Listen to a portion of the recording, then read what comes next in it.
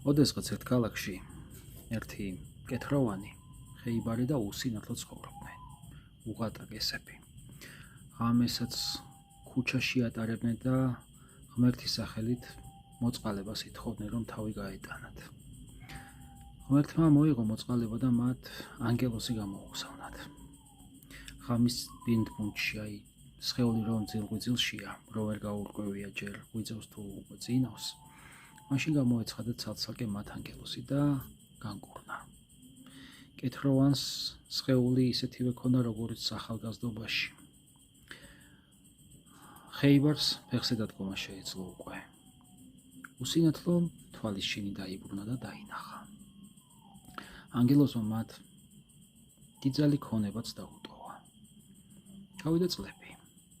სამივე კარგად ცხოვრობენ ბედნიერად, სიმდიდრეში. და კვლავ გამოჩნდა ანგელოზი. ახლა უკვე ისეთ ფორმაში, როგორც ოდესღაც თვითონ ისინი იყვნენ. მივიდა ყოფილ მკეთროვანთან და არაფერი ისეთი ღამის გათევა და დაპურებას თხოვა. მან კი ხელი მოკიდა და სასახლის გარეთ გალავანს მიღმა გააგდო და ასე უთხრა, აქეთ აღარ მოიხედოვო. შემდეგ მივიდა იმ ყოფილ ხეიბართან, რომელიც ვერ დადიოდა და მიწაზე მატლივით დახუხავდა. ღამის გასათევის თხოვა და რამით დამაპურეო, მეტი არაფერი. მან კი მსახურებს უთხრა, სემეთ ისე, რომ აქეთ ვეღარ მოიხედოსო და გააგდო. შემდეგ მივიდა იმ ყოფილ უსინათლოსთან, რომელმაც თვალის შინი ღვთისმადნით დაიბრუნა. სთხოვა ღამის გასათევი და ორი ლუკმა მაჭამეო.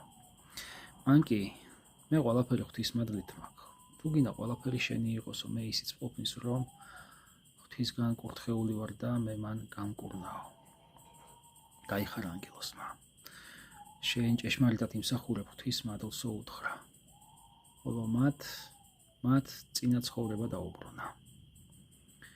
აქ ამ იგავში მორალი ის არის, რომ ღმერთი ჩვენ სრულ თავისუფლებას გვანიჭებს. ჩვენი თავი ჩვენად გვეყუდნეს. ჩვენ ჩვენს გადაწყვეტილებებში ვართ თავისუფლები, მაგრამ ვიცით, რომ ადრე თუ გვიან გკითხავს, აბა რას აკეთებდი?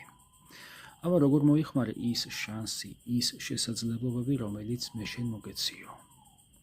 მთავარი აქ პასუხია. ზოგი როგორ გასცემს ამ პასუხს და ზოგი როგორ.